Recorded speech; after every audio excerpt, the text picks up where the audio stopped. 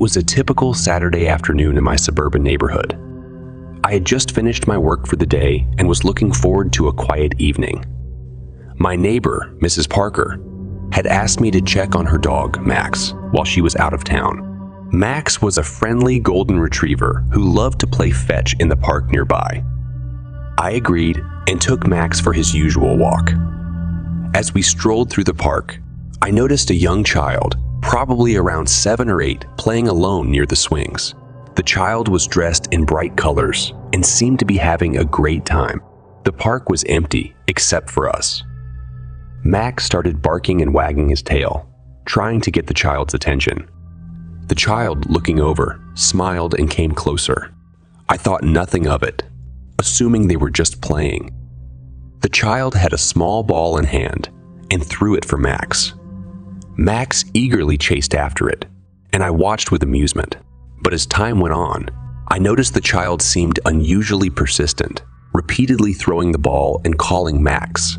There was something off about the way the child's eyes never left Max, their smile never quite reaching their eyes. I tried to distract myself by checking my phone, but a sense of unease began to settle in. The park was getting darker, and the child's behavior seemed increasingly strange. It wasn't just the repeated ball throws. The way the child seemed to watch Max with a fixed, almost obsessive gaze was unsettling. I decided it was time to head back. I called Max and started walking toward the park exit. As I turned, I noticed the child following us. At first, I thought they were just coming to say goodbye, but the way the child moved closer gave me a deep feeling of unease. "Time to go, Max," I said, trying to keep my voice steady. I glanced back to see the child still following us, now standing just a few feet away. Their expression had changed to something unreadable. As we reached the parking lot, I glanced back one last time. The child was standing by the swings, watching us intently. I quickly got Max into the car and drove off, trying to shake off the feeling of being watched. When I got home, I mentioned the odd encounter to my partner. She agreed it sounded strange, but didn't think much of it. Later that evening, as we were relaxing, I saw a news alert on my phone. A local child had been reported missing from a park nearby. The details matched the child I'd seen, dressed in bright colors and last seen in that park. My heart sank. The authorities were looking for anyone who might have seen something unusual. I called the police and reported my encounter, providing them with a description of the child and the events as I remembered them. They assured me they would investigate. The next few days were a blur of worry and fear. The park was closed for a while as the search continued. I kept wondering if I had missed something crucial, something that could have helped prevent the child's disappearance. A week later, the authorities announced that a suspect had been caught.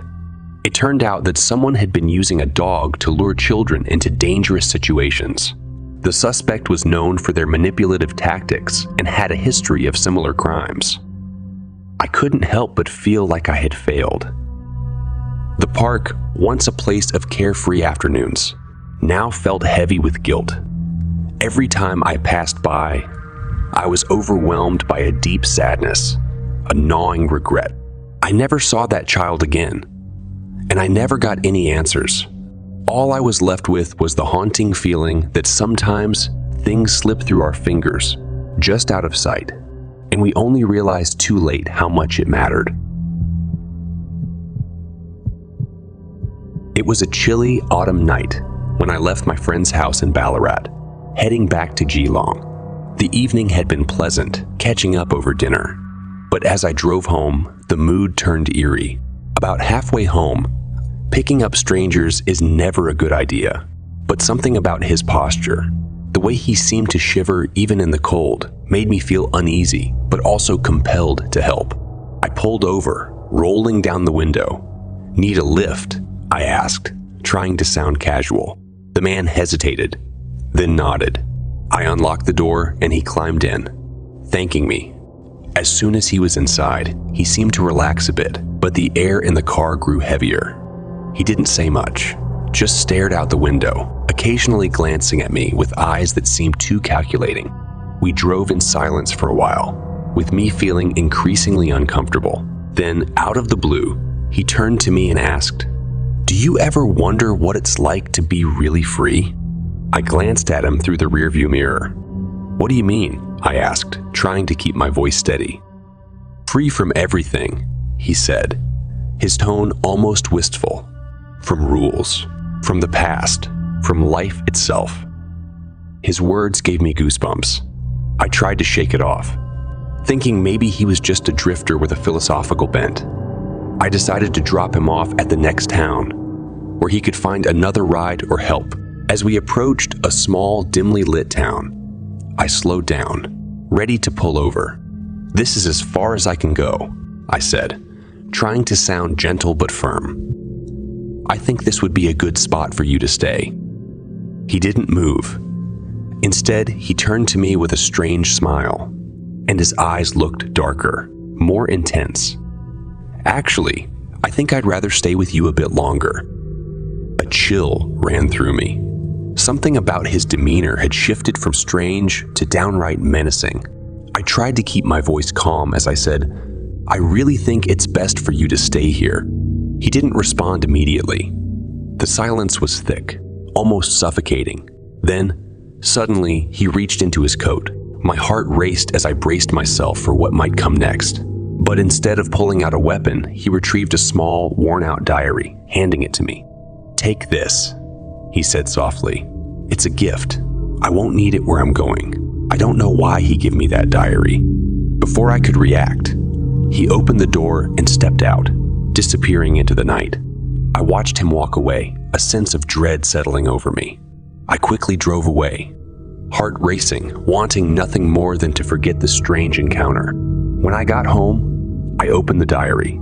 The first few pages were filled with incoherent scribbles, strange phrases about freedom and fate. But then, as I flipped further, I froze. The diary was filled with horrifying images and their body parts. Fingers, eyes, and tongues, all carefully arranged. Some pages showed the faces of people who had gone missing, their eyes wide with fear. Some were smiling, unaware they were being photographed, while others were asleep or walking down empty streets. The next pages were worse. Those same faces, pale and lifeless, their eyes open and vacant. Each photo was dated, with a short note scribbled underneath. David Turner, December 7th. Didn't stop when I asked for help. Sarah McCarthy, March 15th. Ignored me when I begged for food. Jackson Hale, June 22nd. Laughed when I asked for a ride. My hands shook as I realized what I was looking at. These weren't just random names or faces. They were people he had murdered. The dates spanned years, each one tied to someone who hadn't helped him when he needed it. I couldn't help but think about the way he had spoken about being free earlier, free from life itself. I rushed to the police station, my heart pounding as I handed over the diary. The officers looked through it, their faces growing pale. They later confirmed that the hitchhiker had been a drifter for years, moving from town to town, taking revenge on anyone who didn't show him kindness. But the real horror came when they delved deeper into his past. As a child, the hitchhiker had lived with his parents in a small, isolated house on the outskirts of a rural town. One night, his father had a heart attack, and his mother in a panic bundled him into their car, desperate to get to the nearest hospital. But as they drove through the dark, desolate roads, they ran out of fuel. The hitchhiker, just a boy at the time, had stood by the side of the road, waving frantically at passing cars, begging for someone to help. No one stopped.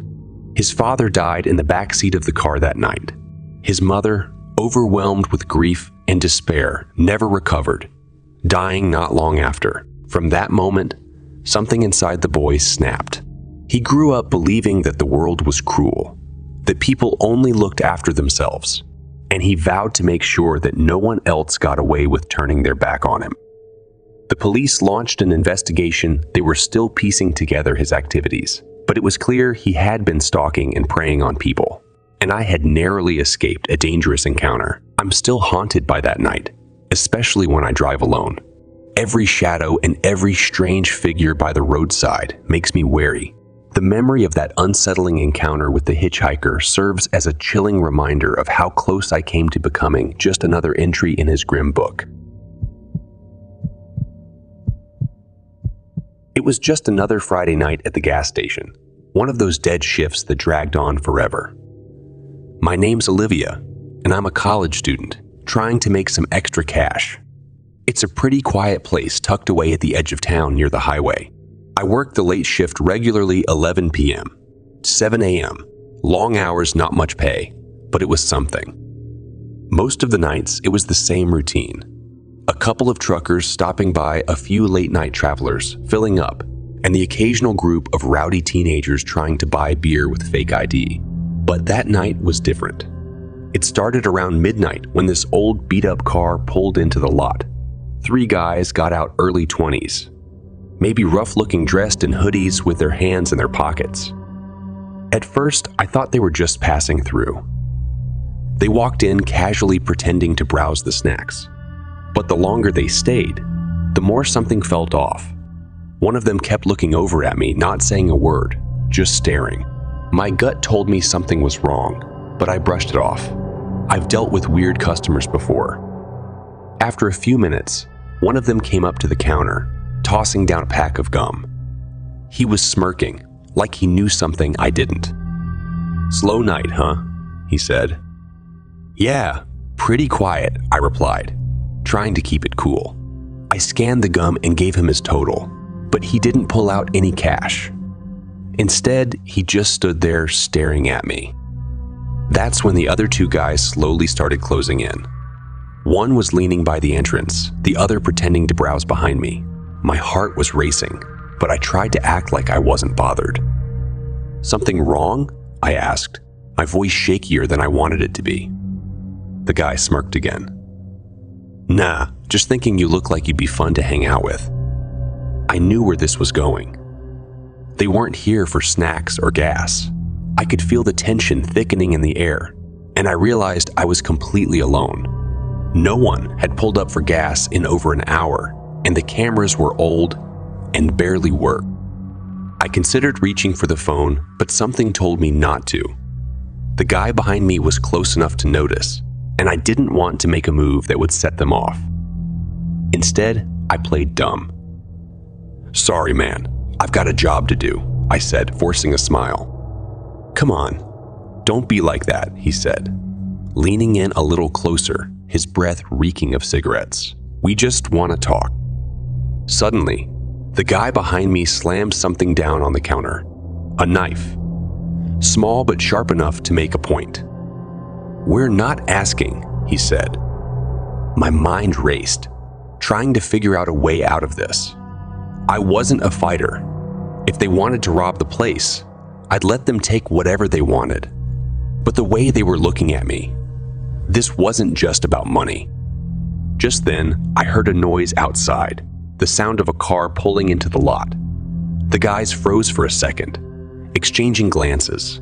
It was a small window of opportunity, but I wasn't sure if it was enough. A truck had pulled up to pump number 2. An older guy got out, stretching like he'd been driving for hours. He didn't seem to notice what was going on inside, but the thugs definitely noticed him. They muttered something to each other and started backing away. "We'll be seeing you around," the guy with the knife said, pocketing it as they all turned and walked out. I didn't move until they were gone, my hands shaking as I gripped the counter. The trucker came in, paid for his gas, and left without a clue about what almost happened.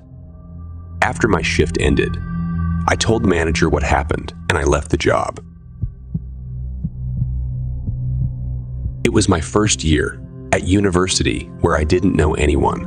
Everyone was trying to make friends, find their group. I hadn't clicked with anyone yet, until I met Jordan.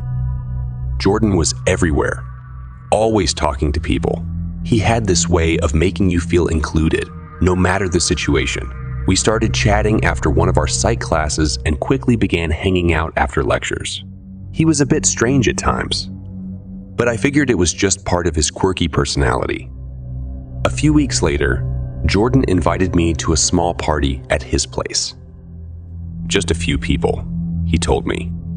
It'll be chill. I wasn't much of a party person, but I thought I'd give it a try.